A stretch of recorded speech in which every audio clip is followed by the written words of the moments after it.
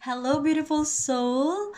By the way, this is Jenny V at today, ituturo ko po sa inyo ano yung ginagawa kong opportunity para kumita ng malaki sa online.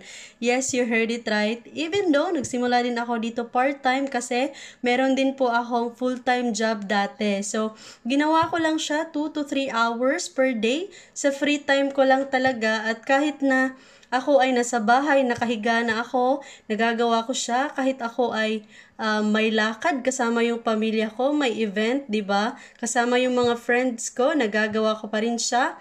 And kahit na ako ay sobrang busy, marami akong ginagawa kasi aside sa nagtatrabaho ako ng full-time, ako din po ay may traditional business. Yes po, pwedeng-pwede din po ito sa'yo kahit ikaw ay OFW right now o kaya nagtatrabaho ka ng full-time, estudyante ka man o fresh graduate kaya wala ka pang work experience, pwedeng-pwede din po ito sa inyo.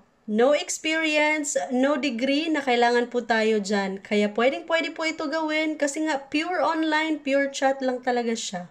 So, ayun, beautiful soul, no? Kaya ko siya shinare sa inyo. Ang gusto ko lang sabihin na, di ba, napakaganda, imagine na meron kang kinikita sa trabaho mo, meron ka pang mas malaking kinikita on the side.